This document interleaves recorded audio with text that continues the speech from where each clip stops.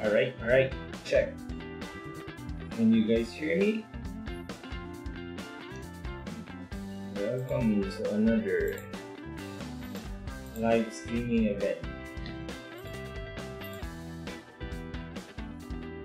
Please, sa mga gustong tumulong, pag-share po para sa mga tao nangangailangan.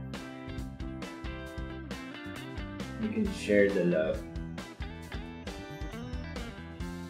Magandang gabi sa inyong lahat. As usual, diba si Atty. Magalong, antayin lang natin.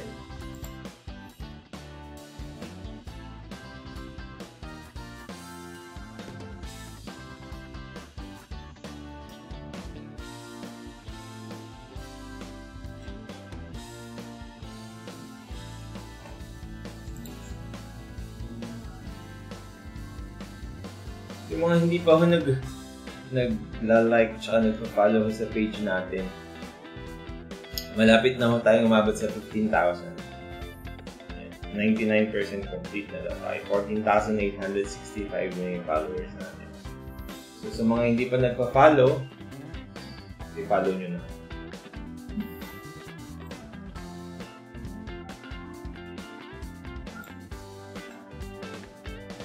Ano ho yung ano natin, sa mga nagtatanong ho, ano ho yung Facebook page natin, facebook.com/BATASnatin. Yung ating YouTube channel naman ho ay youtube.com/BATASnatinLive. Yan. Sa lahat ho ng nakasubaybay ngayong gabi, pwede ho kayong mag-comment doon sa live stream namin. Makikita ho namin yan, sasagutin ho namin lahat ng mga katanungan nyo ngayong live stream na.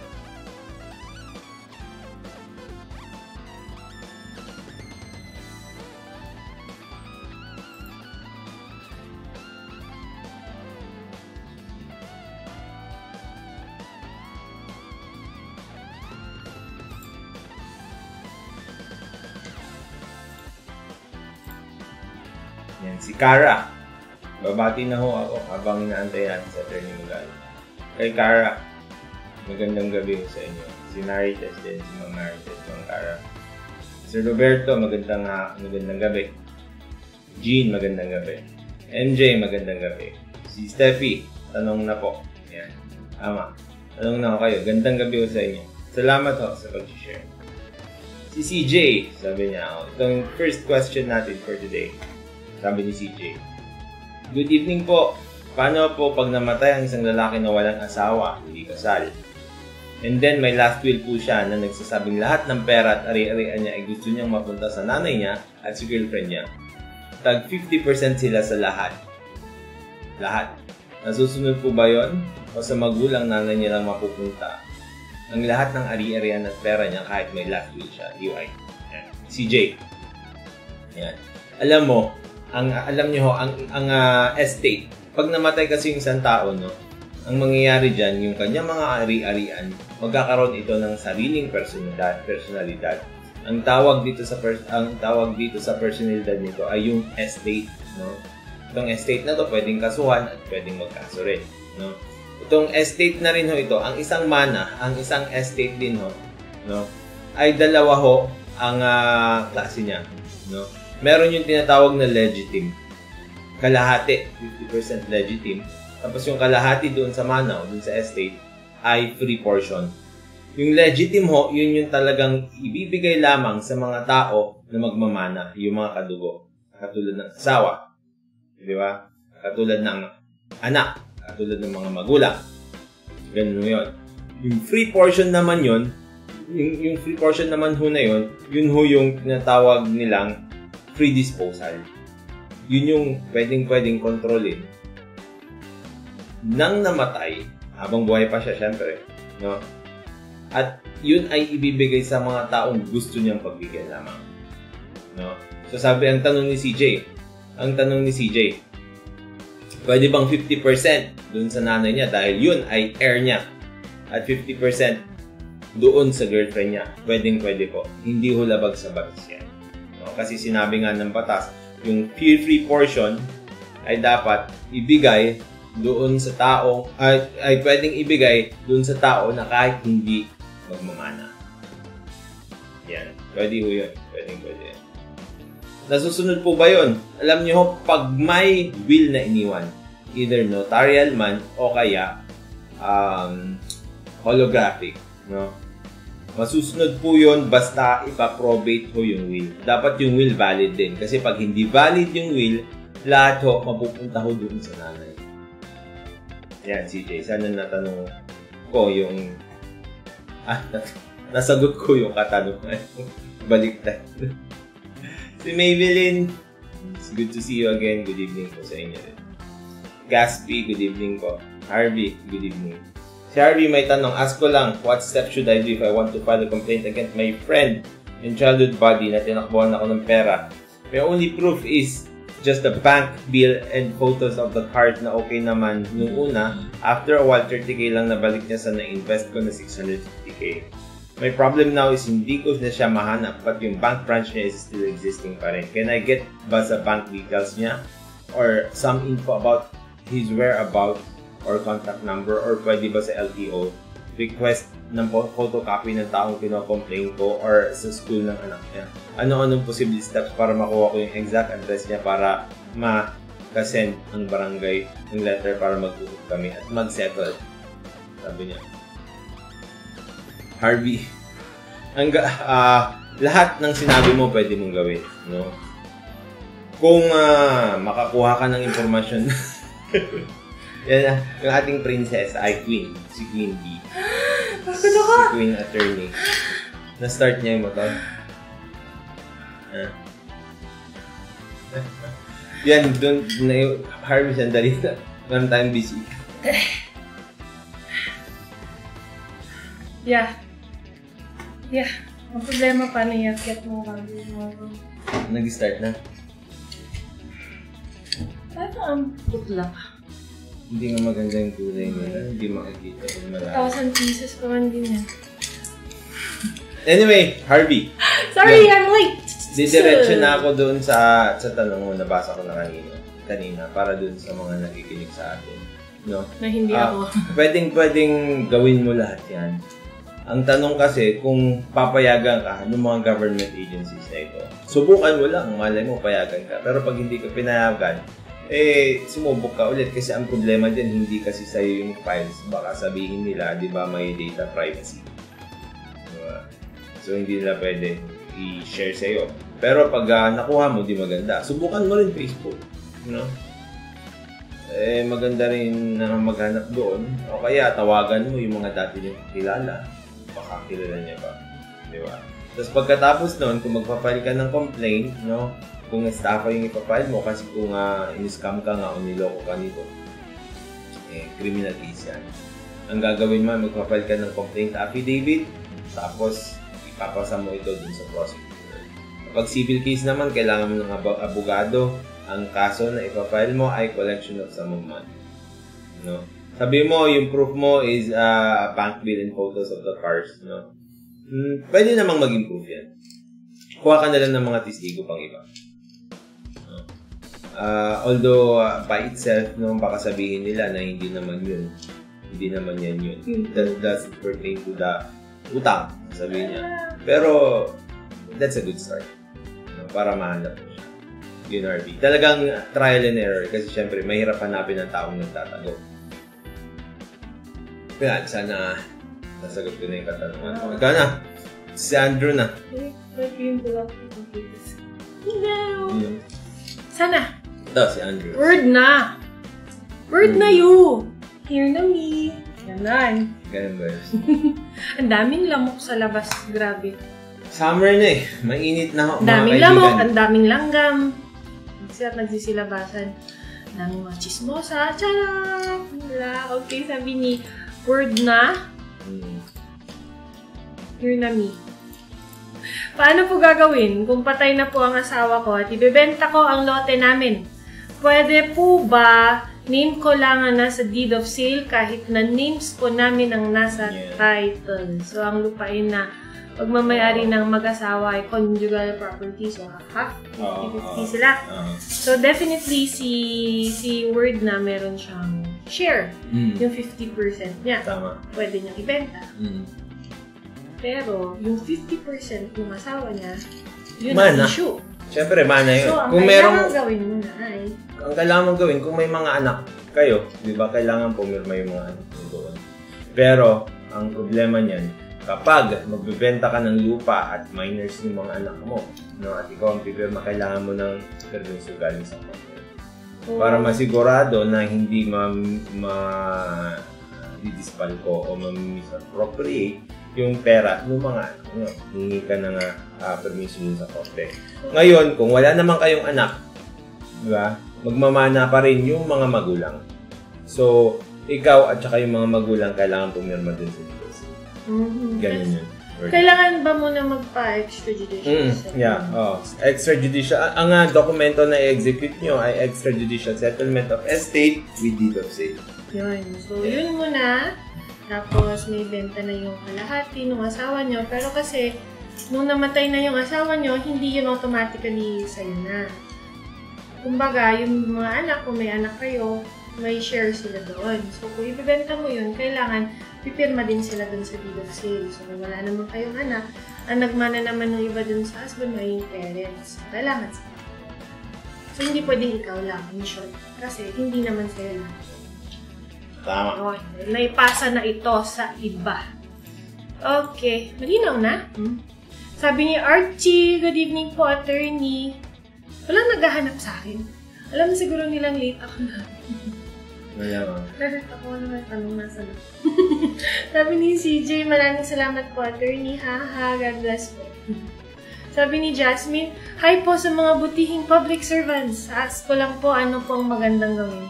Kung yung mga pamangkin ng mama ko, so that means, pinsan mo, no? Pamangkin ng mama ko, nagbenta ng 80 square meters sa lot ng lola ko. Yung 80, pinapatayuan na namin ng bahay, tapos yung another 80, yun yung tinitirahan ng mga pamangkin ng mama ko, yung nagbenta. Pero hindi po yun sa kanila. Kasi po para po yun sa pamangkin na iba ni mama, nandun sa Manila. Since 3 silang magkakapatid. Pero yung lot po namin, shoreless daw, public land. Pwede po ba yun ma-applyan ng titulo? Kasama po ba yung pagkabili ng nakabili? Binili niya sa mga pamangkin ng mama ko ng 130,000 hindi naman yun sa kanila. Para yun sa pamangkin nila mama sa Manila. Ano po ang mabuting gawin doon sa nakabili? Doon lang po kasi siya nagbayad sa pamangkin ni mama lahat. Di na magkakapatid, walang alam, mama ko at mga pamangkin sa Maynila. Pwede po ba mabawi yun? So, unang-una yung titulo, yung una ay shoreless daw. Hindi siguro shoreless yan. Baka... Shoreland, shore? Baka shore, baka seashore. Public land, yun na lang. Public land daw yun. Pag public land daw kasi hindi pwedeng ibenta. So if yung hindi pwedeng magmayari ang kahit 80 ni Jasmine ay public land, I suppose yung 80 din nung nabinenta ay public land din. Since magkatabi.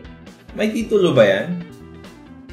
Sabi niya, pwede po ba yun ma-apply ng titulo? Alam nyo, Ma'am Jasmine, ang isang public land ay hindi alienable. So, although naibenta nila yan, null and void po yung bentahan. Ibig sabihin, mananatiling public land yan, mananatiling pag-aari yan ng gobyerno kasi nga, inalienable. So, yung bentahan na nangyari, null and void. Ganun ho. Binili niya sa pamangkin ni mama ng 130K. Pamangkin nila mama nasa Maynila. Alam niyo ho, yun nga ho, kung nabili nila yan ng 30K, malamang dahil public land yung pareho yan, tulad ng sinabi nyo, invalid yun. So, wala hong dapat makinabang sa inyo sa lahat ng pera. Dapat nga ho, ibalik yung pera kasi nga walang karapatan na magbenta yung tao. Diba ho? Kasi ho, ito ay pagmamayari ng gobyerno. At saka pagpapatituluhan nyo yan, malamang ho, hindi ho ko papayagan na magkaroon ng titulo dyan kasi nga public land siya. Ayon sa batas, ang pwede lang i-acquire agricultural land na alienable. Yun o. Dahil hindi agricultural land yan, hindi o. Alien? Alien. Alien. Okay. Sabi ni Marites Perin, hindi pa nagbabago ang pangalan niya. Marites Perin. Good evening. Paano kung yung ari-arian ay nabili after na naghiwalay ang mag-asawa? At ito ay binenta na. May karapatan pa sa perang napagbentahan yung asawang di naman sa kanya nakapangalan, kundi sa mismong bumili lang. Sila po ay legally separated. Sa tingin ko yung legally separated na sinasabi mo ay yung ano, no? Legal separation? Hindi. Legal separation ba yan o declaration of nullity of marriage? Nagalitin ko na lang na pareho. Pag declaration of nullity of marriage, ibig sabihin wala na silang kasal. No? Pag hindi na sila kasal, ibig sabihin, hiwalay na sila ng properties. Diba? Wala na silang relationship. So, kung sino yung bumili, sa kanya lang yun. Pag null and void yung kasal nila. Pag legal separation naman kasi ho, no, ito ay separation by bed and board lang. Ngayon, dun sa legal separation, pag hiningi nyo ho yung modification ng inyong property regime, ibig sabihin, imbis na absolute community, gagawin yung complete separation of property or conjugal partnership of gains, no? Mangyayari ho yun. So, depende dun sa property regime. Pwedeng may pakialam pa rin si asawa kung legal separation lang. No? Pero, kung sinabi nyo dun sa legal separation nyo na wala na kayong pakialam sa pera at saka sa property ng isa't isa, wala na rin siya pakialam. Ganun nun. Yan, okay. Sabi ni Angeli, kahit po ba yung legitimate child or children, pwede pa din magkaso ng RA 92-62 sa tatay na din mo sususin? Opo. Yes, children. Kahit ano ka, 1/4 child. Pwede. Basta ikaw ay anak.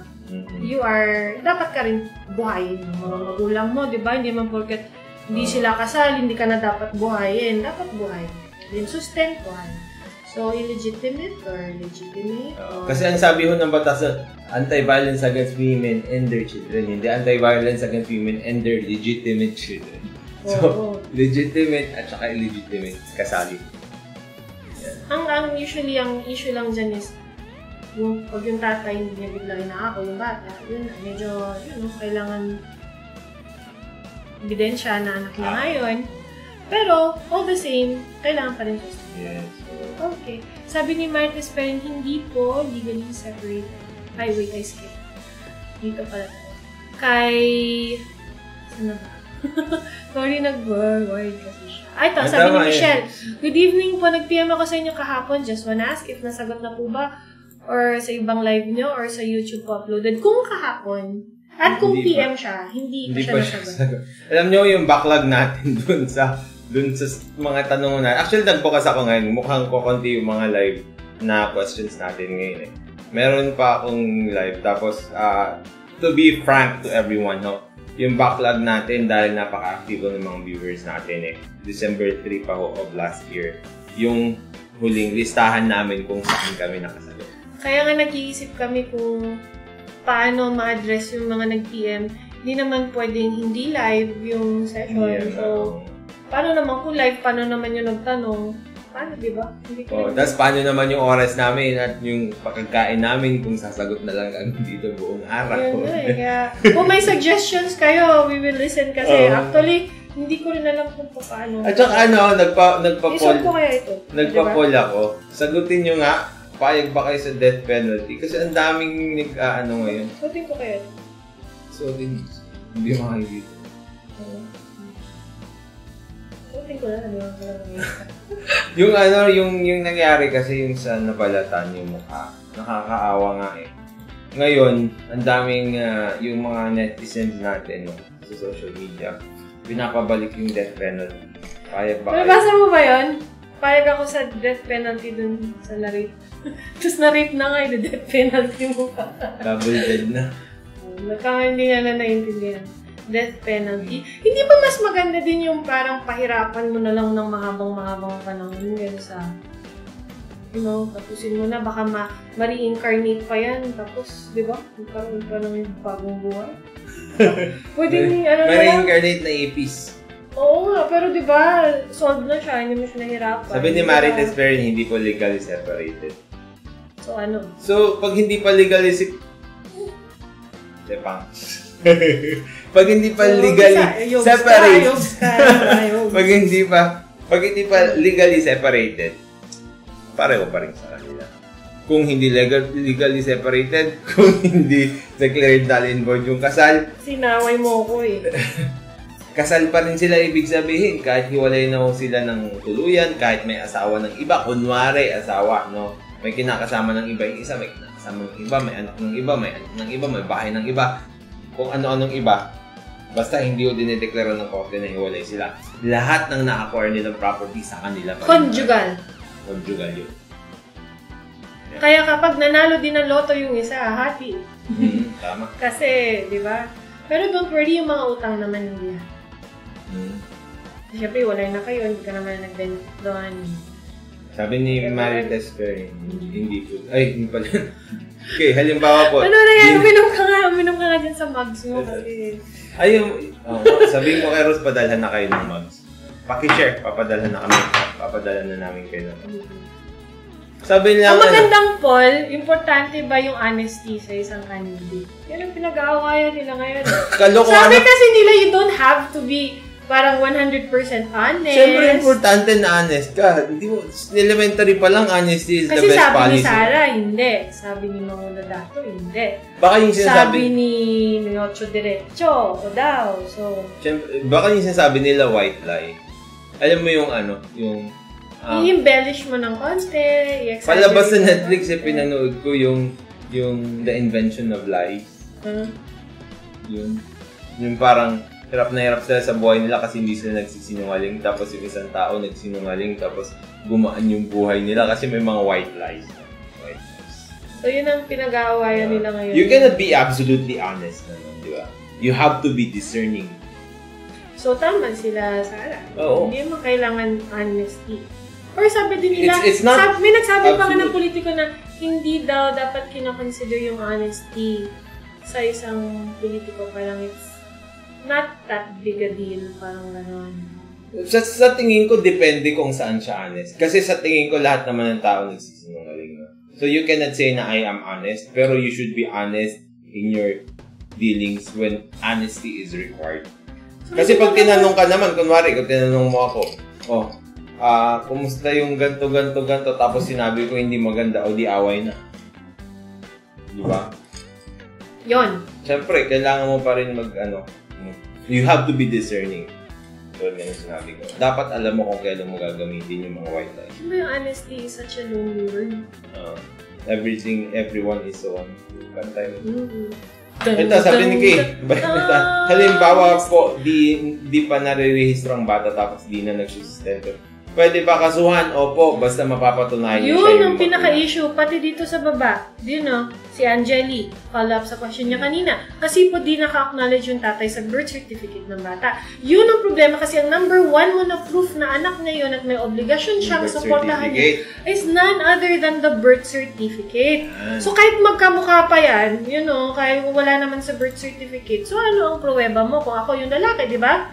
Paano naman kung ang dami na lang babae punta doon sinabing anak daw lahat yun, di ba? So, medyo naman mahirap. Hindi rin naman fair sa mga kalalakihan na gano'n, kahit sino na lang na lalabas, anak mo to. Kaya ang sabi ni Atty. Magalong lagi, pag gustong mag-acknowledge yung lalaki, kaya ganyan. Yun, kasi you never know. Piliin niyo yung apelyedo, pero di ba pag gusto niyo mag-acknowledge, kaya ganyan. Kasi di ba, paano kung biglang magkasakit yung bata, kasi pag matanda na siya, pa rin sa inyo. Kailangan niya ng support. So, it's always a good idea kung kakuin niya, Ngayon, paano yan, attorney? Di siya naman talaga mapapatunayan ko. Well, papa-DNA test kayo. Magastos. Pero, mas magastos naman yung hindi nasusustentuhan ng bata. Tapos, pag nagpa-DNA test kayo, hingin niyo sa kanya. Oo, DNA test niyo kasi nag-deny pa siya, yung pala, totoo naman. Correct, kasi kung inako niya naman na from the beginning, di wala nang gastusan, hindi na humaba pa. Hingin niyo sa korte. So, number one, kay Angeli at kay Colleen, si Kay, kailangan niyo na mag-demand para mag-start na yung patak ng support. Kasi kung sasabihin, hindi, next year na ako magde-demand, sayang naman yung demand na dapat, ay yung sustento na dapat natanggap nyo this year, di ba? So, yun. Okay. Yan. Dito tayo sa YouTube muna. Sa YouTube. Kanina pa si The Punisher. Sabi niya, good evening po, attorney. Maaari po ba akong makasuhan kung saktan ng GF ko ang sarili niya? Kumbaga, nakapako at nagsusunod-sunuran lang ako sa kanya dahil sa pambablackmail niya, magpapatiwakal siya. Yan ang problema. Matagal ko na siyang gustong hiwalayan pero di ko po magawa dahil na rin sa pananakot niya. Sinubukan kong kausapin ang magulang niya pero ako daw pong sisisihin kapag may nangyari sa kanya. Ano pong dapat kong gawin? Alam mo, mahal pa ni Punisher. Kasi kung hindi niya naman ni Punisher, kahit magpatiwakal yun sa harapan niya. Okay pero lang. malay mo, nakukonsensya lang siya. Love yun. I think love. Pero alam mo, the Punisher. Mahal mo pa? Malamang, pero pag... Normal lang naman. Pero pag ganyan na magpapakamatay, di ba? That's emotional blackmail. Di ba? Na, ilan ba ang nagsasabing magpapakamatay ako at magpapakamatay nga? Marami. Sa marami Facebook. Pa. Actually, simula nung nauso yung depression na yan, paliwanag lang hindi naman sa matanda na ako ng sobra-sobra. Pero nung kabataan namin, no, wala ho yung mga ganyan, yung mga depression. Wala hong ganun eh. Ako ho, for a fact, wala lang awareness. Alam mo yun, ano mo na yan, mental. Hindi, pero yung opinion ko, parang it is, in my opinion having gone through life din as everyone else, no? Ang iniisip ko, para siyang stage lang ng buhay, no? Kasi parang may iisip ka ng ganito, you have to experience this, you have to experience her. Science yan. Science has proven that depression exists. It's a condition of the mind. It's either yung mga enzymes dyan or whatever they call it, hindi balanced. Kaya ganun, it's difficult for them. So, kailangan ng weighing scale. Oh, it's difficult for them na umalis dun sa stage na yun. Kasi nga, hindi ayoko na kasi mental health is such a big issue nowadays, lalo na sa millennials. So, we might say something medical na hindi naman tayo medical. Actually, ako medical. Kasi physical therapist. Pero, wala akong masyadong alam dyan. But anyhow, eto, balik na lang tayo dito. Ayun nga, akala ko po kasi noong una, depressed lang siya. Pero lately, ginagamit po niya as an advantage sa akin. Even at the slightest inconvenience po yun. Pambara niya, attorney. Okay. For my point of view, ito muna, step by step natin para maging objective tayo. Diba? Maaari ba siyang makasuhan kung saktan ng GF niya ang sarili? Siyempre, oo. Siyempre, hindi. Wala ka namang kasalanan. Oo. Wala kang kasalanan eh. No? Ano lang yan, it's just konsensya mo. Medyo mabigat morally, emotionally yun sa'yo. Pero under the law, wala kang kasalanan kasi wala kang participation doon sa ginawa niya. So, mas maganda pang dumistansya ka na. Kasi habang nandyan ka pa at baka saktan niya yung sarili niya, mas madali kang idawit na, siya kasi, nandun naman siya. Alam mo, the Punisher, mapapunish ka lang. Kapag the punish na siya sa susunod dito. dalawang klase lang na pwede kang mapunish kung sakaling ganyan, no? Kung ikaw mismo ang gumawa, di ba? Sabi ng batas, ganito lang ang mga klase kung pwede kang mapunish. Kung ikaw mismo ang gumawa, di ba? Pwedeng direct participation yung paggawa, pwedeng accessory ka, o kaya pwedeng accomplice ka. Ibig sabihin nun, pag ikaw ang umakto, di ba? By overt acts, di ba? Pwede kang ma-punish. May participation ka. Pangalawa, di ba? Kung ikaw yung utak doon, di ba? Ang tawag ng batas doon by inducement. Ibig sabihin, ikaw ang nagtulak para gawin ng girlfriend mo yun. Pag hindi mo ginawa yun, hindi ka tumulong, hindi ka umakto, hindi ikaw ang nag-design, o hindi ikaw ang ano bang tawag doon? Nagsulsul at nagsabi na gawin yung bagay na yon, hindi ikaw yung utak. Wala kang dapat ipangamba. Diba? Kung hindi mo na matiis, sabi nga ni Elsa, let it go. Ako talaga, this one is not healthy. Not healthy for her, not healthy for not you. Healthy for you din. Umalis ka na. At kung may mangyari man dyan sa kanya, mas magaan sa isip mo yun na wala ka doon. Yeah, nagka 7 stitches nga po ako sa braso, attorney, kasi pinigilan ko siya last time.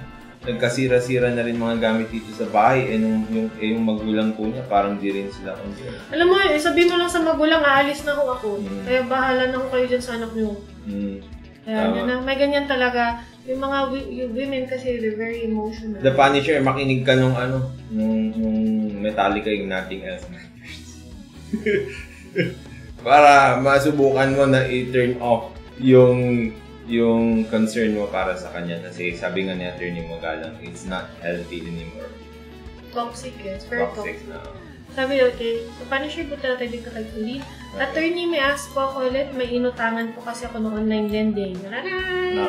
16,800 ang principal na loan ko. Tingnan mo may butal kasi may bawas yan eh. Binabawasan na nila transfer fee. Oh?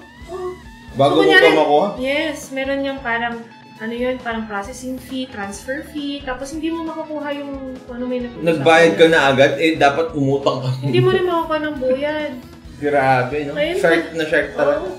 Hindi to baby shark, hindi anong shark, klaseng shark to? Mama shark. Mama shark. Ngayon po sa natin ng interest everyday na 309 per day, lumaki na po ito, naging 27,000. Wow. At nagbanta po sila na kapag umabot daw po ng 100,000, kakasundan po ka ng estafa. Ako sasagot dito. Ganun po ba mangyayari, attorney, kasi lumaki ang interest? 16,800 na naman ang principal ko, nakuha ko lang 13,003. You know, yeah. 13,003 kasi may bawas yan. Number 1, the most common misconception is utang is equal to estafa. It is not estafa. Utang is utang lang. Okay, it's civil. Hindi yan krimen ang mangutang at hindi magbayad. Walang krimen doon. Ang estafa kasi pag may nilok. Ang sinasabi kasi nila, attorney daw, kapag nag-promise ka na magbabayad ka tapos hindi ka nagbayad, estafa daw yun. Kasali ba yung estafa? Hindi yan. Hindi na natin i-discuss yan. Pero definitely, hindi siya estafa. Okay, it's always a civil case. So, never yan. Huwag kang matakot. Ang hindi nakakabayad ng utang ay civil case ang kinakaso. Okay. So, ang 13,003 na principal, ang interest niyan dapat hindi 309 per day. Ang legal interest natin ay 1% per month or 12% per annum.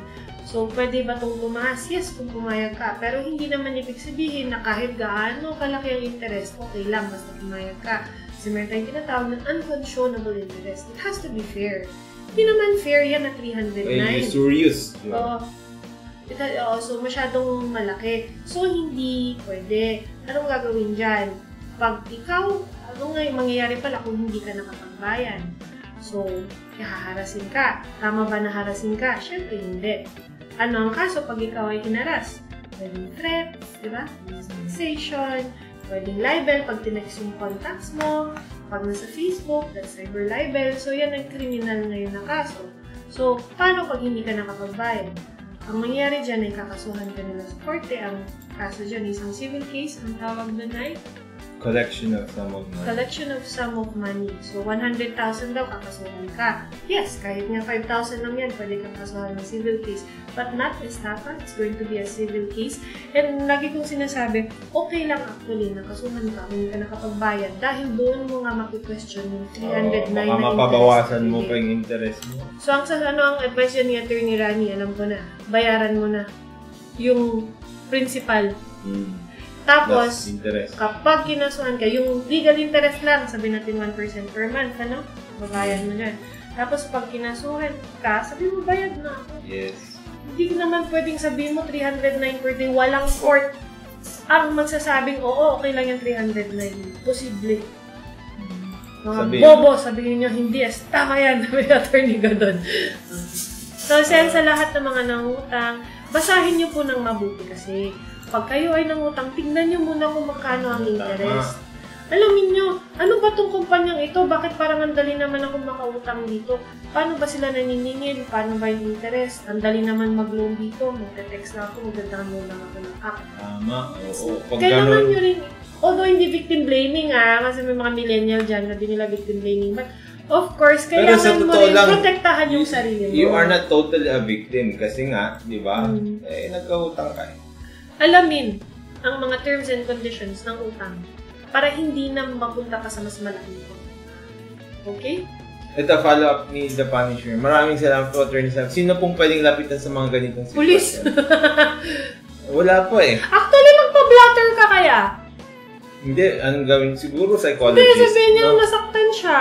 Psychologist. Ganyan. Psychologist, pwede din. Tulfo.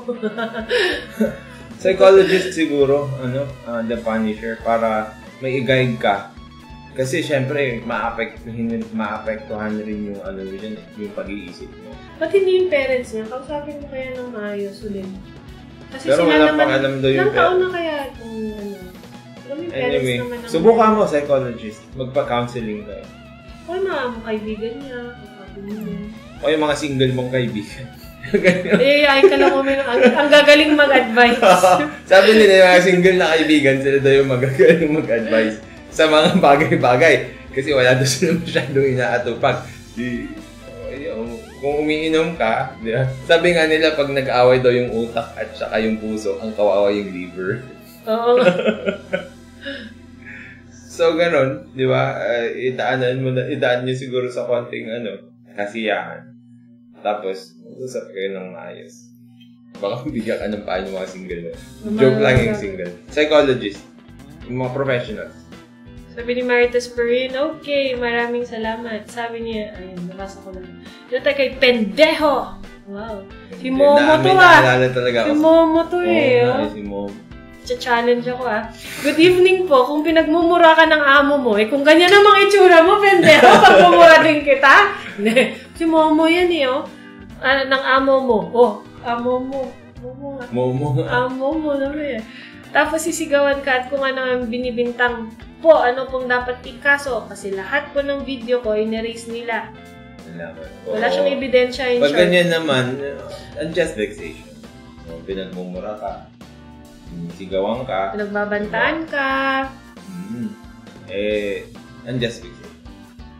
Yun. Momo. Ay, pendejo. Pendejo.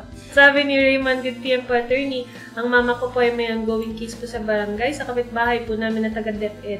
Dahil po sa paggamit po niya ng aming pader ng aming bahay, tinayuan niya po ito ng sementadong bahay ng aso. For the record po, meron po siyang mahigit 10 aso.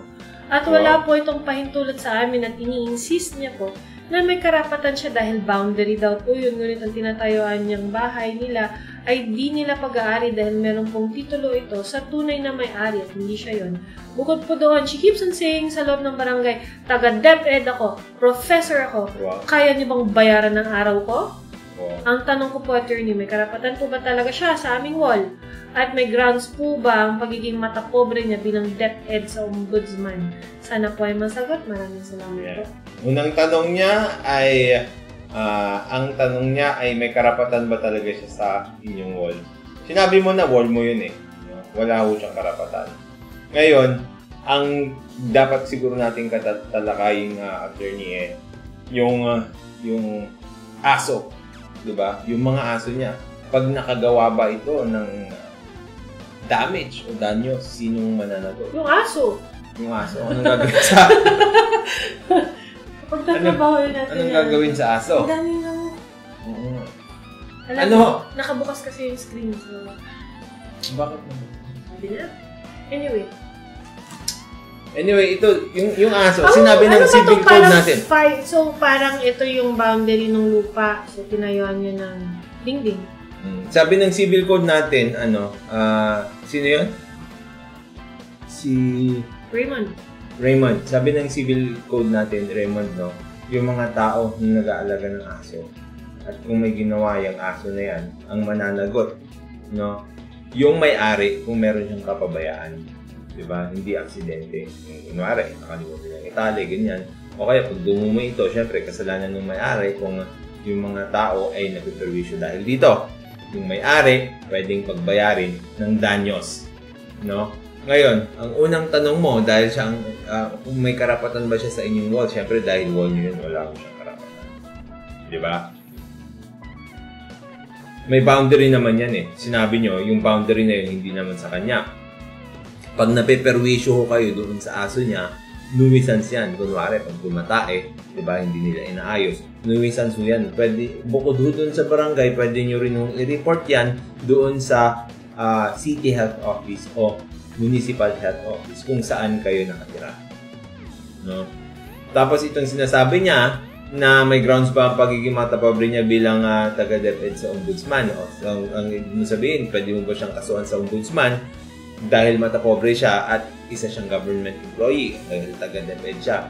Ang sagot ho dyan, pag 27 hindi, salary 27 siya and above, pwede siyang kasuhan sa ombudsman. Yun ho ang tignan nyo. Dapat mataas yung posisyon niya para makakasuhan siya sa ombudsman. Pwede bang gawing ground ito? Pwede po. Kasi ang isang public official, no, kailangan meron talaga silang code of conduct. At hindi ho pwedeng maging matapobre yung mga yan kasi they have to conduct themselves in a certain way. Malakas yung Ito ba yung sinasabi mo, the Punisher, yung sinasaktan yung sarili niya? Okay. Yan, pwede pag 27 and above. Yan. Raymond, ituloy mo yung reklamo mo sa barangay, pwede rin ireklamo yan doon sa municipal or city health office bilang isang nuisance. Yan. Wala ko siyang karapatan doon sa wall niya o kahit sa bahay niya ho mismo ginagawa at hindi naman humaayos yung mga nangyayari, no? Pwede nyo pa rin yung ireklamo. Okay. Yan. Ito si Punisher, sabi niya. Problema po, ang hirap niyang kausap. Hindi po siya sasama sa psychologist pero nalang po kung gusto kong dapat dala sa psychologist. At yung tatay niyang lasenggo, binantaan pa ako nung nakaraan. Umalis ka na. Oo. Alam mo, sobra na yan. The Punisher, ang gawin mo, sabihin mo. Don't punish yourself. Don't punish yourself. Punish na yung relasyon niyo. Kailangan yun na umalis. Kasi, sabihin mo, bala ka dyan. Bala ka dyan. Hashtag Sabihin mo, bala ka dyan. alam mo, ikaw naman ang mababalit dyan. Sayang ang buhay ganyan talaga kapag... ang relationships ko. Hindi talaga kayo. Hindi talaga. Oo, ganun talaga. Maghanap ka na lang ng iba. Magsabihin mo sa kanya, maghanap na rin siya ng iba. Okay, pwede siya mag-alaga ng aso. Huwag na lang yata muna siya magpaalam kasi syempre sasabihin niya, gano'n siya. Oo, umalis ka na lang. Sabihin mo, hahanapin mo yung sarili mo. Diba, hindi na payo ng abogado yun, payong kaibigan na yun, Punisher. Oo nga, hindi na legal yan. Yun na lang, sabihin mo na lang, hahanapin mo yung sarili mo. Usually, sinasabi na. Dapat yata yung girlfriend niya maghanap ng sarili kasi nawawala na sa sarili yung girlfriend niya. Hindi, kasi para dapat hanapan niya yung sarili kasi... Hindi, kaya nga, para mawala na rin yung sarili niya, hanapin niya yung sarili niya. Masyado nang madala na Punisher, malis ka na. Okay. Sabi ni Angeline, thank you sa sagot. Welcome. Sabi ni Steffi, magpapal din po kayo, Mati. Parang meron akong ginawa. Hindi ko lang alam kung lumalabas. First time kong gawin eh. Yung tungkol sa death penalty. Sumagot nga kayo. Subukan nyo. Tapos magpapapol tayo din sa mga current events. Tapos pag-usapan natin before the stream ends. Sabi ni Kay, about po sa rape. Yung ex ko, tama na ba? Tama ba? Yung ex ko po, ni-rape ako. Tapos nabuntis po. E di kinasuhan po namin, tapos nakulong na ho. Pero since may malaki po kaming utang sa lola ko, sila lang po ang tumanggap ng pera mula dun sa rapist at sila lang nag-decide. Do ayaw namin. Ma-open pa po namin yung kaso. So, ano nangyari dun kay... Nung nakasuhan na sa prosecutor, tapos inareglo? Hindi pa dapat... Minor ka ba? Ano kaya? Parang... Alam mo, Kay, no? Kay, ganito yan. Ang isang criminal case ay hawak ng prosecutor. No? Dahil hawak ito ng prosecutor, ibig sabihin yan, ang merong karapatan para mag-prosecute nito at kontrolin nito ay yung people of the Philippines. Kaya ang nakalagay dyan, people of the Philippines versus accused. Yun ang nakalagay dyan. Ngayon, kung nagkaroon ng settlement, no? Ang settlement na ito ay maapektuhan lang or will pertain only to the civil aspect of the case. Hindi pwedeng isettle nung private complainant yung criminal case. So, kahit na isettle yan, pwede pa rin i-file, no? O kaya pwede pa rin ituloy yung kaso. Except, no? Parang kunwari, nandito na, tapos, you voluntarily desisted, no? Umalis ko kayo dun sa kaso. Tapos, nagsabi ko kayo, nagkaroon ko kayo ng mga declaration kung saan pwedeng gamitin sa inyo ito at dinismiss na yung kaso, no? Ibig sabihin, nagkaroon ng jurisdiction yung korte. Paano? Sa pamamagitan ng isang arraignment. So, pag na-arraign yung isang tao, pagkatapos ng arraignment dun sa criminal case, na-dismiss ito sa anumang kadahilanan, pag final nyo ulit ito ay magiging double jeopardy. Kasi, nakalagay din sa batas natin actually without the participation of the...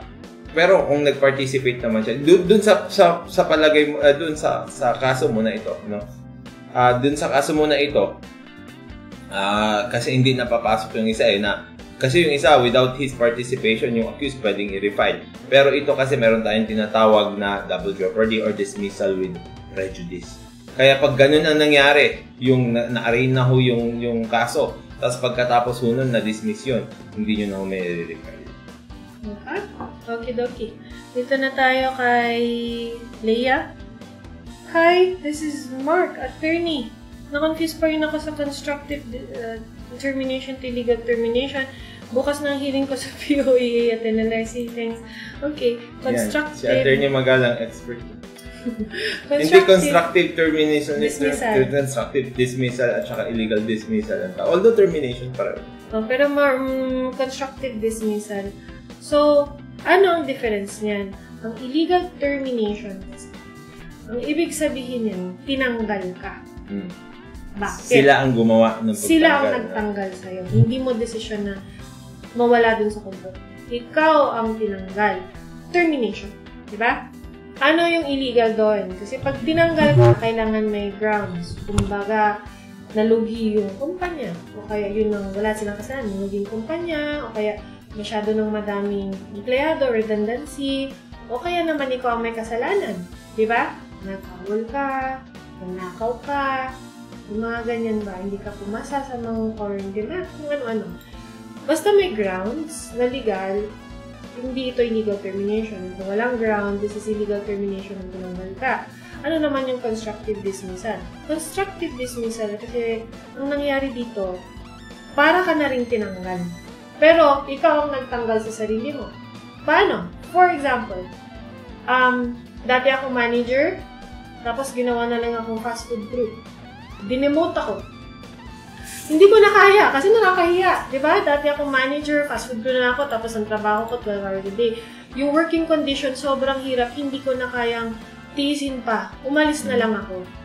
Constructive. Kasi hindi tama na yung condition ko doon compared sa nung pumasok ako.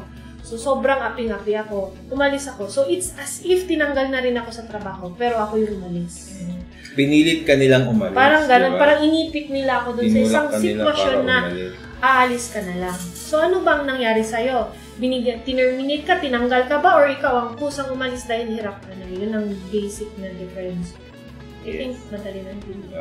Good luck sa hearing mo bukas. Okay. Pero bukas naman ang hearing nyo, most likely, hahanapan yan ng paraan para mag-areglo. Pero, ang suggestion namin lagi, kapag ang inassail mo ay constructive dismissal, hindi naman constructive dismissal, kailangan i-amend mo yung iyong complaint bago kayo mag-submit ng position papers. Kasi baka gamitin sa iyo yung position paper mo eventually kung mali yung nailagay. Yes. It's very crucial. That's very crucial kung ano ang ground mo kaya ka nag-file. Ako minsan may ganyan din ang hirap kabulin. Yes. So, make sure na tama. Sabi ni Michelle, sandali lang. Kailangan lang yan. Sorry. Please put sila graded yung Traps? Wow. Traps. Natin yung gagawa. Ang gagawa dyan. Anyway, sabi ni Michelle, sorry. Ang question ko po kasi is, may mga tao po kasi nag-post na mukha ko sa FB without my consent at hindi po masyadong maganda ang mga pinagsasabi nila about me, which can lead to cyberbullying dahil may mga comment po doon na hindi magaganda like, pagambang na natin yan. At nakaka-depress talaga ang daming shares. May mga screenshot din daw po sila na sabi minessage ko daw sila at yung IP address daw ng chat belongs to me. But they didn't catch me on the app. May proof lang po, ang proof lang daw nila is the IP address. Makakasuhan po ba nila ako? Kung hindi nila ako nakita on app, or sila po yung pwede kong kasuhan dahil they posted my picture without my consent and they said bad words to me. Okay, so yung una issue is pinost yung mukha mo sa FB at dahil dito na pinagko-commentan ng hindi magaganda. So, anong kaso yun? Ang kaso niyan, cyber libel, Michelle. No?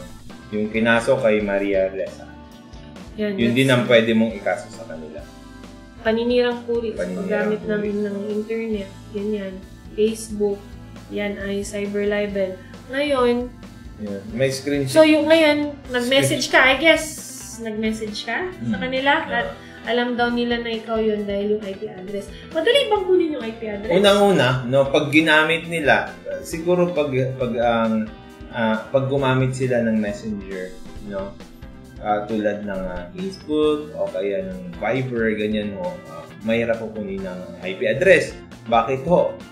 Yung IP address ay makukuha ko doon sa client, no?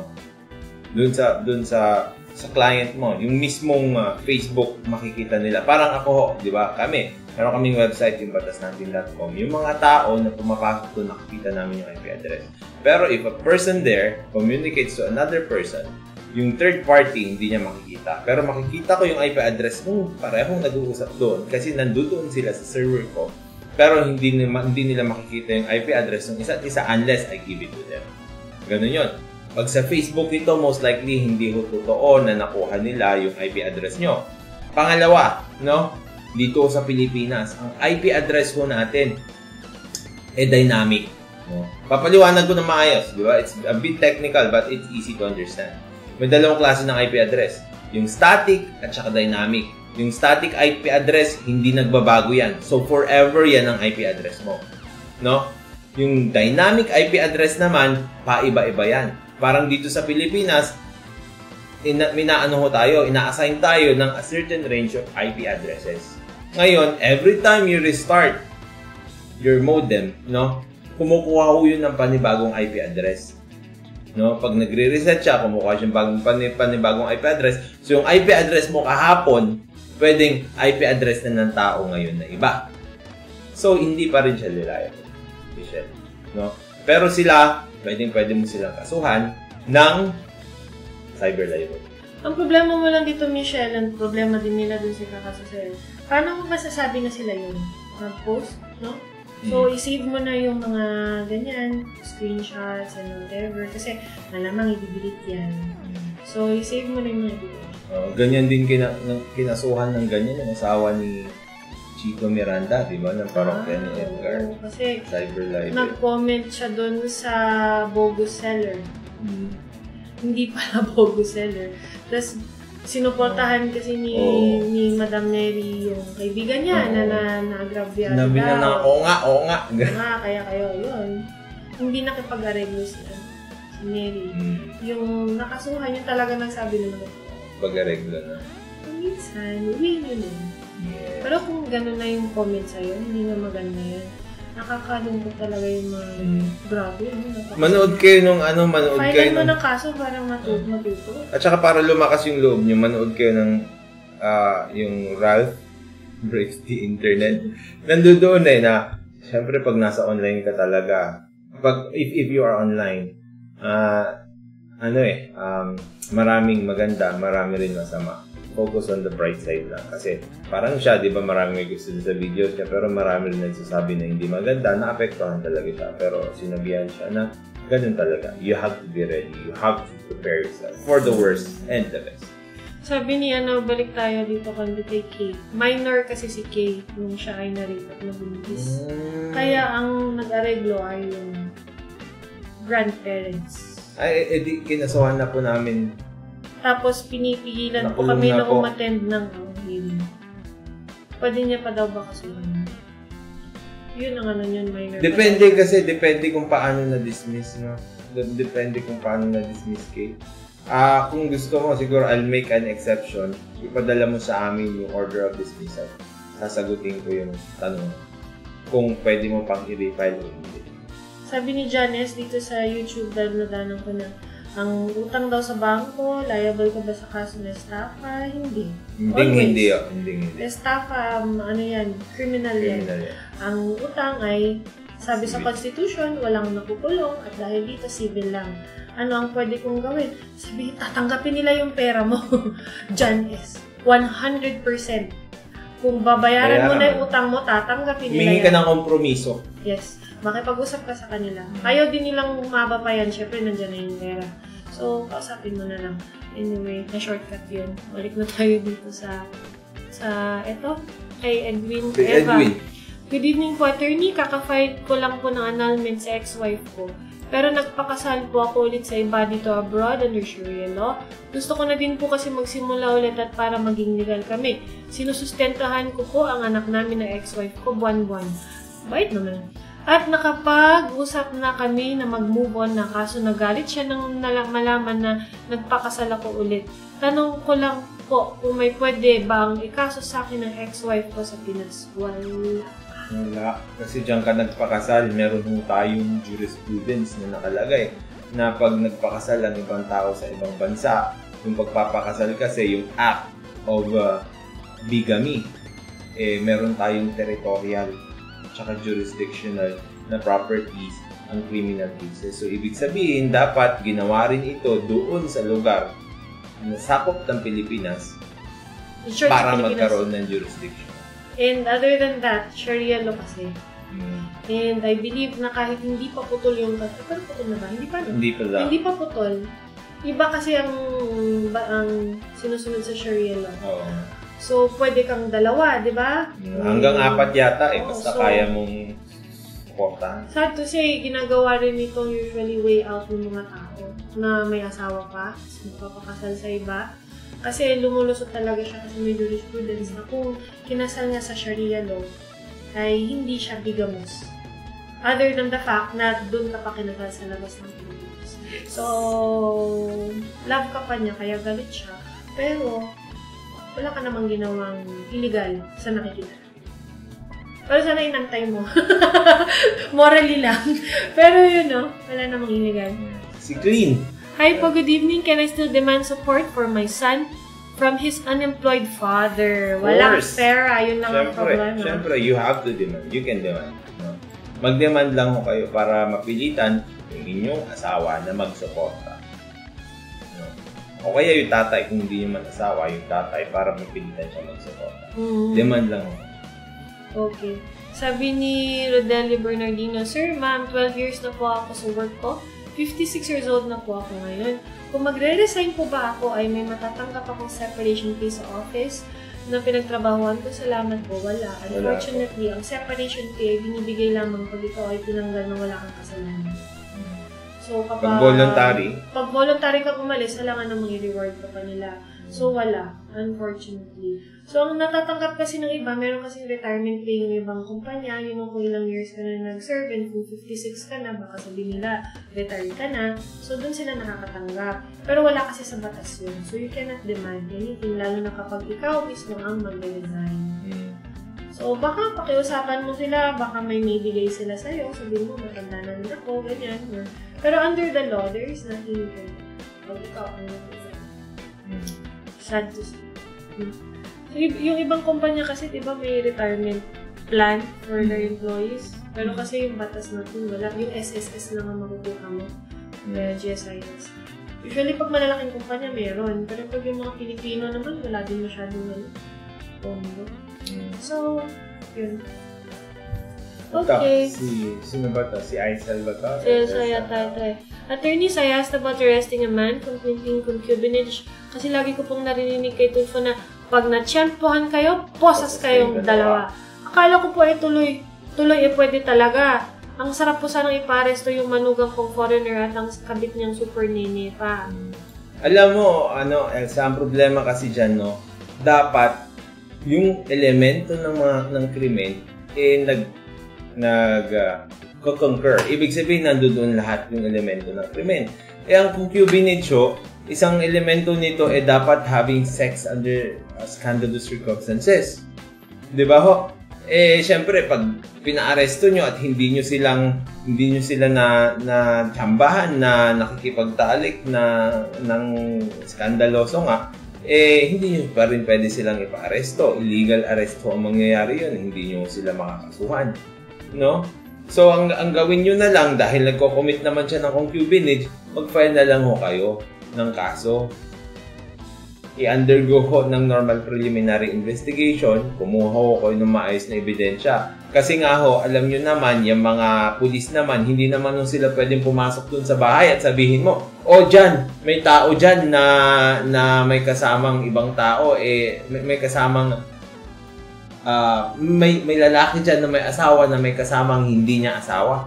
Diba? Pag sinabi nyo ho yun, hindi naman ho yung pulis natin pwedeng pumasok agad-agad yun ng walang warrant.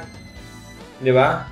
So, yung sinasabi ho ni Sir Tulfo, well, in a perfect world, no? With the perfect elements na nag-concur, pwede yun. Pero yung chance na mangyari yun, it's almost 0 to 0 siguro. Maliit ang chance na pag you barge in that particular house, mahuhuli mo sila dun sa akto na gusto mo silang mahuli. Masaya mo ito. Di ba?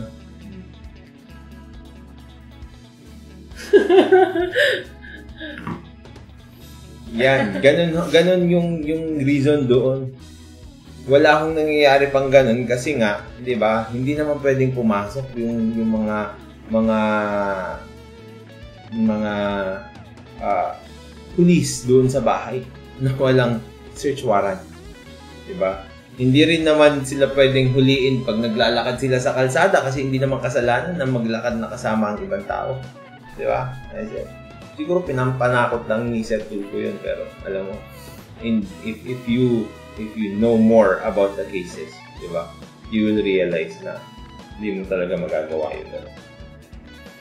Okay. Yeah. Next. Sabi ni Conchita, hi Paternity, good evening po. Sabi ni Rogers, na yung bag nga rabi attorneys. Yeah. Sabi ni Clean, the same to everyone. Clean, Barangay, what if family niya is may kaya? Pwede po ba mapasa sa kanila? Yes, pwede ka mag-demand actually doon sa tatay nila. Tapos, ang mangyayari dyan, yung tatay niya pwedeng singilin yung tao na dapat magsuporta yung anak niya. Pwede, kasi support, nag-extend yon hindi lang doon sa tatay niya, kundi pati sa magulang. Sabi niya, Elsa Code of Conduct, alam ko kaya ni Atty. Ganito. Tanungin niyo siya. Sa tingin ko, yun kasi ang palabas niya Diba? That's his show. Doon siya sumisikat, kaya yun ang ginagawa niya. Diba? Alam mo naman, pag gusto mong maluklok sa pwesto, diba? You have to do something else. Yung iba nga, nagko-commit ng plunder para may kaso. Yung iba, kumari si Trillanes, diba? Ano ang ginawa niya para pumunta siya sa Senado? Para may iluklok siya sa Senado? Mag-mutiny. Diba? Mang-hostage ng OPUD. Diba? Anti-Trillanes. Pagkatapos nun, naging senador siya. Baka si attorney ka doon, di ba? Yung formulary ni Trillanes, yun yung ginagawa niya. Diba? Maging infamous ka, kasi eventually magiging senador ka na. Nakakatuwa din kasi si Atty. Gadon kasi minsan di ba, magpahaba mo, kaya nagmumura siya. Pero minsan kasi tayong mga, simpleng mamamayan, minsan yun din ang iniisip mo, di ba? Oo nga parang ang nangyayari... Siya lang ang nagsasabi actually ng iniisip natin, di ba? Ang nangyayari kasi minsan, parang buti sinabi mo, gusto ko rin sabihin yan, pero meron kasi akong code of conduct. Ikaw na lang magsabi para sa akin. Nakaka-relate yung ibang tao. Diba? Pero ako, hindi rin ako, syempre. I still want naman na, syempre, dapat sa tamang forum lang, di ba? Pero kasi alam mo naman yung mga politiko di ba? Palabas yan. It's a show.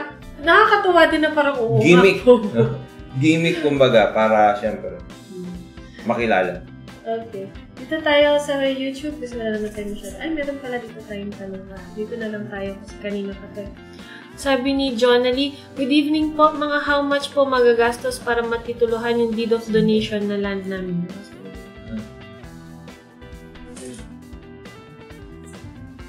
Basa ko naman balik. How much na magagastos para matituluhan yung deed of donation? Alam nyo ho, depende yan. Kung pupunta kayo sa korte, mas mahal. Diba? Kasi merong mga korte, depende sa size na hindi pwedeng titulahan sa pamamagitan ng administrative case lamang. Usually, pag sa cities, no, pag above 500 na yung lupa mo, dapat sa kote ka na magpatitulo. Pag below naman, pwede ka magpatitulo, administratibo lang, no. So, yung magagastos mo, depende. Pag magpapile ka ng titulo, usually, umaabot ng 200,000 yan. Pag korte. Kapag naman administratibo, depende naman dun sa babayaran mong taxes. Depende sa mode of acquisition ng lupa, no? Kasi it's patent, ganyan, no? Depende. Ang magandang gawin mo, bisitahin mo yung BNR, yung Bureau of Lands. Tapos, sabihin mo sa kanila yung intention, bibigyan ka nila ng quotation at sasabihin nila sa iyo kung pwedeng ang patituluhan mo yung lupa ng administratibo o hindi. Okay. Sabi ni Elsa at ni Steffi, nag-vote daw sila sa poll ni Attorney Rani. Yes, si Steffi sa death penalty and si Elsa ay no. Yan, pag-usapan natin mamaya. Mag-vote lang ako kayo, tingnan natin mamaya yung sa death penalty. Ako. Yan si Kay, minor daw siya, tapos pinipigilan siya daw Yun nga, mag-attend. diba nabasa ko na yung kanina. Yeah. Okay, sabi ni Jan Tagatak sa YouTube. Good evening po, it's me again. Follow-up question lang po about sa concern ko last time about sa constructive dismissal and possible ground po ang salary discrimination. Pwede po ba evidence ang payslip? Nag-submit na po kasi kami resignation and I'm not collating the evidences so can file a labor case against my employer. So, your payslip, yes. Yeah. Sige, but, go. Good luck. Ang importante din dyan is paano mo nasabi ng iba yung sahod nila sa'yo? At saka yung treatment dun nila. Doon ka naka-anchor eh. So, dapat merong ebidensya na nagpapakita nga na may discrepancy between your salary and theirs. Na pinapaboran sila yun. at ikaw. Yun talaga, doon naka-hinge yan. Kasi, kung hindi mo mapakita yung difference sa salary, walang mangyayari sa kaso mo. Yun ang pinaka-importante doon. Okay? So, I hope that answers it. Yes. At saka pag may, di ba, pag may mahanap ka pang ibang forms of discrimination, isali mo na. The more, the merrier. Yan my workmates are willing to give their payslip showing yes, the difference. Go. Tapos, pagawa mo rin sila ng affidavit na pareho yung ginagawa niyong trabaho, pero ikaw, mas maliit yung sahod na pinili. Kasi if I were the lawyer for the other company, ilalabang ko talaga dyan. Yung trabaho nila iba sa trabaho mo. So, ikaw, burden mo ngayon, sasabihin mo hindi, pareho lang kami ng trabaho. Oo, tsaka mas matagal ka nga. Mas matagal ako dito, may seniority pa nga ako over them eh. Bakit ganito, ganyan. So, lahat ng makuha mo, usually yung ginagawa ng iba, saksak lang ng saksak ng evidence. Yun ang mas maganda nang doon kaysa sa wala. So, lagyan mo lang. Lagyan mo kung anong pwede mo lagyan. Okay? Yan. Kuha ka ng maraming good evidence. Good luck sa resignation. Alam mo, medyo mahirap din ang kaso sa labor kasi yun, mahirap din yung may iniisip na ganyan na trabaho. Pero tulad ng sinasabi namin lagi, pag may kaso kayo, isipin nyo lang yung kaso nyo kapag pupunta na kayo sa korte. Pagkatapos nun, live a normal life. No? Huwag masira yung bait nyo dahil sa kaso. Hayaan yung mga abogado nyo mag-isip nun. Meron kaming, kliyente, diba? Tinanggal niya yung empleyada niya. Parang nagbaliw na ako ng pinagsasabi. Nagde-demand ng pera. Nag-aabol ng utang na loob dun sa employer. Parang nilamon na eh. Huwag kayong mag-obsess. Be smart. Kung ano ng pinagsasabi. Just leave it be. So, tingin ko kasi may love yun, hindi lang yun working relation. Basta na kaya siya. Hindi siya rational eh. May dinala niya yung emotions niya. So, actually, ang nangyari, mas pangit pa yung nakuha niya. Dapat sa ino-offer na nung una. Nag-offer yung employer niya, ito ho, para baka related din sa lahat magpa-file, no? Nag-offer ng employer niya 300,000, di ba? Pero 200,000. Pero wala talaga siya makukuha doon. Pero nag-offer na ng 200,000. Pero dahil galit na galit siya, ang hinihingi niya 700,000, which is very irrational. Natalo siya sa kaso. Wala siyang makukuha. Tapos? Wala siya nakuha. So, syempre, may reference pa sana siya kasi willing pa yung dati niyang employer na magbigay ng magandang reference, magandang lead sa susunod na trabaho. Pero nawala lahat. Tapos parang nabaliw pa. Yan si Jonathan, sabi niya, salamat sa pagbibigay ng full pack. Oo naman. Full na full. Pack na pack yan. Full na full, pack na pack. Sabi ni Elsa, may vowsy case na po, pwede pa po ba idagdag sa vowsy yung concubinage? Oh, yes. Pwede. You know, it doesn't exclude Allege it. Kasi hiwalay na kaso. It's part of the emotional abuse. Pag in-allege mo yung emotional abuse doon, pwede mong isali yung concubinage. Isali mo doon, ay basta ipresenta mo lang yung ebidensya na nasasaktan ka dahil nga mayroon siyang ibang kasama. Sabi dito about the Poland death penalty. Sabi pa pala ni Elsa, sorry. I don't think Senator Trillanes had that in mind when he settled up that mutiny was just to fight corruption under the Arroyo government. Yeah. Alam niyo ho, we don't want to comment on those kasi alam niyo in politics, no, there are always bigger hands. Alam niyo ho yung ibig ko sabihin na ang pinapa-appear lang kasi minsan ito lang yung taong gumagawang ito. Pero alam niyo yan, may mga puppeteer ho yan. May mga master of puppets. Diba? May mga puppets na to, may master siya, tapos yun yung mga sinusundan nila. It gets deeper. The plot thickens, sabi nga nila. So, actually, I'm not familiar with Trillanes. So, I'd rather, in my case, sabi ni Jonathan, okay lang ba dilagay ng mga workmates kanina nila sa affidavit? No, you have to put the name on the affidavit. Otherwise, pag affidavit, Jonathan, ano yun under oath? Sworn, yeah. It has to be notarized. So, kapag hindi nakalagay yung pangalan doon, anonymous, wala yung merit, wala siyang bilang. Kasi what if ikaw lang gumawa niya? Yeah, so baka daw kasi pag-initan. Hindi naman sila dapat pag-initan. Pag sila pinag-initan, then panibagong kaso na naman yun sa employer. So, it's within their right. Kung nag-state lang naman sila ng fact na ito ang aking payslip, yun lang ang sasabihin niya. Ito ang aking payslip, ito ang aking trabaho. Yun lang hihingin mo. You don't ask for their opinion on anong tingin nila sa trabaho mo. Wala. Facts lang. Ito ang trabaho ko at itong binabayad sa akin doon sa trabaho ko. Yun lang. Hindi sila dapat pag-initan doon. Pag pinag-initan sila kaso. Okay? Yeah, kasi Marites, sabi. So, sa poll natin, nag-vote ako, it's a yes. Sabi niya. Sabi naman ni Elsa, no. Update ho namin sa inyo, yung sa poll natin. Ang yes ay 88% at ang no ho ay 12%. Yan. Pwede pa kayo mag-vote hanggang magsara nito. Tapos, pag-usapan natin mamaya. So, ako, ang mahirap kasi, kung kunyari, no ka sa death penalty, paano pag hindi pinapakain natin yung mga yun yung preso. Yun nga It comes from our taxes, na dapat ibigay na lang sa eskwelahan, napupunta yun dun sa pag-maintain ng kulungan, pagbabayad sa guard, pagpapakain sa mga yan, lalo na ngayon may mga drugs pa sa kulungan. Diba? Pag tinagal mo yan dyan ng 40 years, patay lahat nagpakain ng criminal ng 40 years. Pero, kaya yung iba, patayin mo. Bukod sa doon sa argument ni Elsa na syempre may mataas na may Diyos na siya yung dapat magsabi ng dire live, ganyan. Oo, nangyayari sa buhay mo, no? May argument din na paano pag inosente yung taong nahatulan ng death penalty. Diba? Pwedeng argument din yun. Pero, si Atty. Magalong, yun nga yung sinabi niya, diba? It's cost-effective. Papakainin mo pa yan, nandun na nga sila lahat, diba? Kung ano, tapusin na. Tsaka hindi ba kasi for me, ako hati ako kasi gusto ko rin mag-suffer siya. Pero practically, papakainin mo yan. Tapos parang, hindi naman sa hindi ka na-inform, no? Na pag nang-rape ka, papatayin ka pag nahuli ka. I mean, you knew that. Alam mo yan, nung nagbenta ka ng 500 kilos ng drugs, alam mo na mamamatay ka pag nahuli ka. So, ba't ka ngayon magre-reklamo na dapat hindi ka patayin in the first place, di ba? Kumbaga, sinabi naman sa'yo na yan ang parang punishment. So, bakit ka ngayon gulat na gulat at hurt na hurt? Diba? So, iniisip din naman nila yan.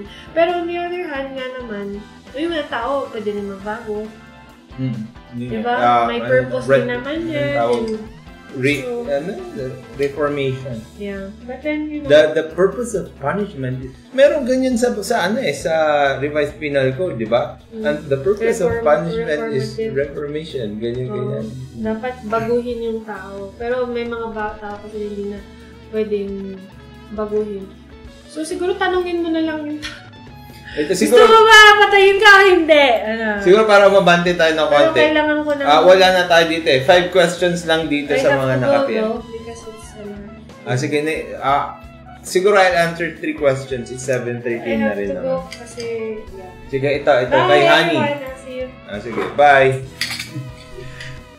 Honey, Didi, good afternoon po. Gusto ko lang pong itanong kung ano pong dapat at mainam na gawin sa papeles ng anak ko. Illegitimate lahat ng papeles at baptismas niya at diploma. Grade 6 lahat po ay apelyido ng ama. Pero ngayon high school, kung kumuha kami ng NSO, ang registered ko ay apelyido po. Ang buong akala ko po kasi naipasa ng biyanan ko ang papeles ng bata na may annotation. Pero ngayon, ang sabi ko ay gagastos kami ng litigate para sa kaso na may hearing. At taon daw ang bibilangin bago lumabas ang resulta.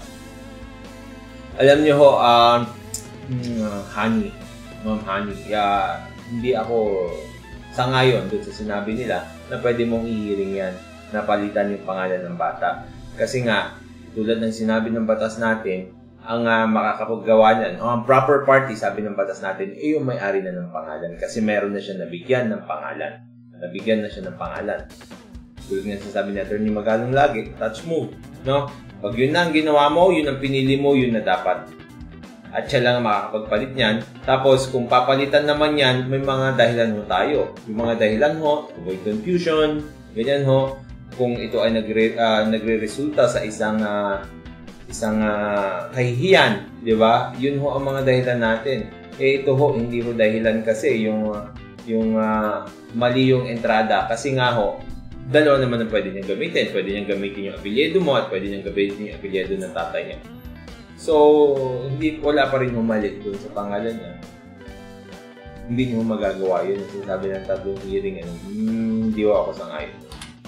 Yan. Si Roslyn, sabi niya, hello, ask ko lang po if anong action ang gagawin ko sa taon na niyang puri sa akin through social media. Cyber libel po. Cyber libel ho ang pwede niyong ikaso. Pa-file kayo ng kaso sa prosecutor natin. Yan. Si Crispin, sabi niya, good evening po mga attorney. Government employee po ako sa isang LGU. Ang office po namin ay nag-issue ng clearances. Ang subject clearance po ay prerequisite para ma-issuean ng business permit ang isang establishment. Tatlo po ang signatories. Recommended for approval po ang isang job order. Noted po ng supervisor at approved ng OIC ng office po namin. Binigyan po ng memo ni OIC si job order na mag-recommend for approval. Tumanggap ng application na clearance at mag-release ng approved clearance po. Si job order po ay nag-recommend for approval at nag-issue nga ng 60 clearances na di pinareview at pinasign sa supervisor at OIC po. Pwede po siya i-reklamo ng usurpation. Sa ginawa niya po, opo at may official memo siya. Pero di po nito sa cloud yung mag-issue ng clearances at di ni-review o pipirmahan ng mga boss. Sa tingin ko naman, Sir Crispin, pwede. Kasi nga, hindi niya naman trabaho yun. Tapos, alam niyo ho, ang trabaho ng isang tao, pag sa'yo lang binigay yun, hindi mo pwedeng ibigay sa ibang tao. Diba? Kumbaga, sabi ng batas, what is delegated cannot be redelegated. Kung binigay na sa'yo yung trabaho na gumawa ng ganon at hindi niya sakop ng trabaho niya yun, hindi mo pwedeng sabihin na ikaw nang gumawa lahat ng ganyan. Diba? Kasi hindi mo na pwedeng i-delegate yun kasi ang pinagkatiwalaan ng gobyerno natin ay ikaw para gumawa ng trabaho yun. Yung trabaho kasi nung OIC o nung boss, iba dun sa trabaho nung nasa baba. Bakit? Iba ho yung discernment o aral. At discernment, aral, iba yung prinsipyo, iba yung simpleng bagay ho. Iba yung qualification ng mataas. So hindi niya pwedeng sabihin na ito yung trabaho ko, ibibigay ko na lang sa'yo. Hindi ho pwede yun. So, pwede hong kasuhan yun. Pwede ho. Ito si Atina, sabi niya, pag binalikan po ba ng planting of evidence ng mga pulis sa ombudsman, ilang % po yung probability ng prosperity sa court. Pero madami pong ebidensya ang mga pulis, pati CA, at mga kumukuhang parokyano, may affidavit na laban dun sa suspect, sabi niya. Pwede naman ho kayo mag-file ng planting of evidence. Wala akong problema. Pero sa katulad ng lahat ng kaso, ebidensya ho ang labanan sa korte. Kung marami kang ebidensya, pwede kang manalo. Yung percent na sinasabi mo, doon ho kayo magbabase sa ebidensya. So kung marami kayong ebidensya, malamang mo papasok yung kaso nyo. Pero pag wala naman, hindi ho papasok. Ganun lang ho kasimple. Okay, last question ho dito. Si Generosa, sabi niya, Hinuhulog akong bahay sa Delta Clark, Pampanga. Hindi po ako nakapaghulog mula June 2018 hanggang ngayon. Utang ko ay 5 months at makakancel na daw by December 1. Ang problema ko ay yung construction bond na refundable na binayaran ko bago mag-construct sa unit ng 10K. May resibo po, binigay nun, nakapagbayad na po para masimula ng construction sa loob. Unit bear po kasi yun, tapos po yung construction 1 month at pinaprocess ko at i-refund ng CV ko after 1 month. Dumating naman yung check worth 10K pero hindi po sa akin nakapangalan kundi sa anak ko na siya talaga ang buyer at attorney in fact niya lang ako. Muli pre-process ng refund ng CV. May kasama po itong letter of request mula sa anak ko na nasa Saudi na dapat sa akin yung pangalan ng cheque. Lumipas ang 3 months sa kapapollow up ni hindi na-release ang cheque kasi daw kung may kulang ako sa amortization ng 5 months at dapat bayaran ko daw muna bago i-release ang CV ko. Construction bond, no? Tawag pa nila doon arrears na dapat ko daw muna bayaran. Pwede po ba yung gawin nila sa akin kasi refundable naman ko sa bond. At wala naman akong pinirmahan na pag may utang sa amortization na hindi ma-refund ng construction bond. Basta i-comply ko lang lahat ng requirements sa pag-refund at ibabalik nila ang 10K na construction bond. Na-comply ko naman yun sa una at nakakuha ko ng cheque sa subalit mali lang yung pangalan umasa sa akin. Ito, Ma'am Hinorosa, ang mga utang ho natin, no, unless expressly sinabi ng mga party, no, unless expressly sinabi ng mga party, hindi ho pwedeng mag-offset yan. So, kunwari ako, may utang ako kay Atty. Magalong, 50 pesos, no, may utang siya sa akin 100, sasabihin ko, ibabawas ko na lang yung 100 mo dun sa 50 pesos. Technically ho, pag hindi ako pumayag o hindi pumayag din sa isa sa amin, hindi ho pwedeng gawin yun. Bakit? Magkaibang kontrata ho nangyari yun. No? Kung iisang kontrata o iisang usapan, pwede ho, no, na ibayad doon. Pero kunwari, parang dito sa inyo, iba yung construction bond at iba yung monthly amortization. Yung construction bond, iba ho yung usapan doon, yun lang ho ang iikot doon. Kasi refundable siya. Yung amortization naman, kung maniningil sila doon, maningil dapat sila sa inyo, hindi ho dapat makapekta nyo sa inyo. Ganun ho yan. Yan, i-wrap up ko na ho. Balik tayo dito sa chat natin. Yan. Sabi ni Elsa, if he has to die because of the crime he committed, let him die inside the jail. No need to lift a finger to kill him. Pinapakain sila ng taxes. Okay lang. Kaysa naman po ibubulsa mga corrupt officials ng gobyerno, sabi niya. Kasi nag-vote siya dun sa death penalty. No daw siya. Silly, sabi niya, Attorney, I want to seek your advice regarding a legal matter I previously filed. It was a case I filed against a former kasambahay of ours. The complaint I filed is qualified theft. It happened in our house here in Pampanga. The kasambahay did not even submit a counter affidavit. I didn't get a lawyer reviewing and filing my affidavit of complaint because I was told by my friends that it's okay since the prosecutor will review it. Unfortunately, I received a resolution and the prosecutor recommended to dismiss the case for lack of clear proof or probable cause. My questions are, first, can I still request for reconsideration of the case? What will be the chances that it will be reversed so information can be filed? Okay, I'll answer that now. You can always ask for reconsideration. No? In asking for reconsideration, you point out the mistakes that he committed that are reversible. Ibig sabihin, sasabihin mo na ang gawin mo, no, in all cases, ang gawin mo, you have to know the elements of the crime that you filed. Ano ba ang elements ng theft? Simpleng-simple lang naman eh. Theft is taking of property. Diba?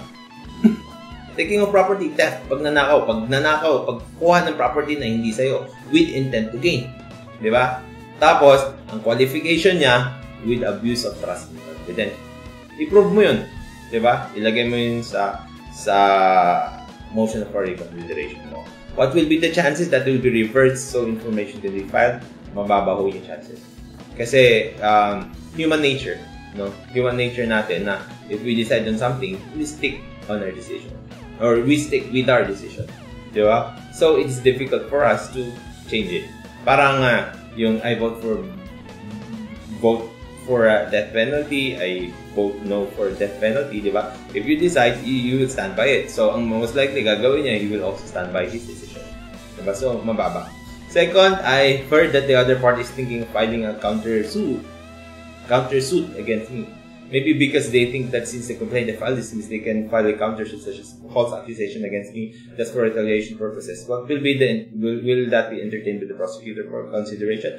Of course, it will be entertained by the prosecutor, pero syempre, they still have to prove naman the elements of the case. Malamang hindi false accusation ang file nila sa inyo, kundi malicious prosecution. Ang malicious prosecution ho ay isang civil case na, hindi siya criminal case. Ngayon, unless you committed perjury in your complaint affidavit, I don't see any way na makakapag-file sila ng criminal case against you. Third, if ever they would really file a complaint against me, since I live here in Pampanga and she lives in other region, can I file a counter affidavit here in Pampanga and send it to whichever municipality will file it?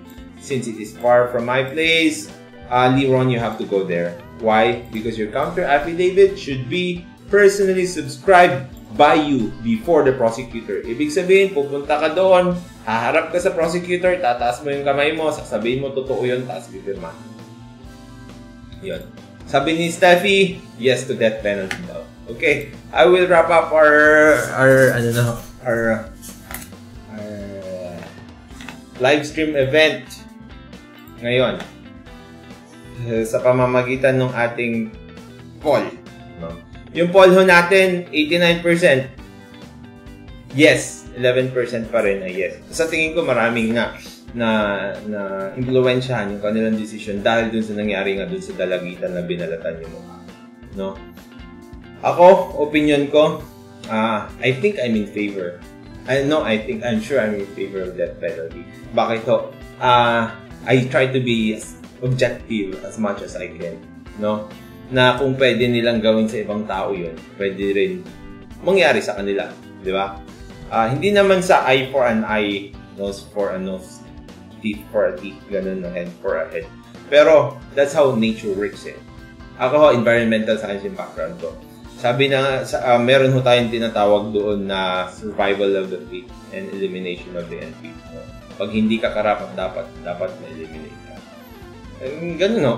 Di ba? If you can do that to other people, maybe you deserve it too. Di ba? Kung kaya mong manloko ng tao, pag niloko ka, mararamdaman mo, di ba? Tapos magre-reklamo ka. I think it's just how nature works, no?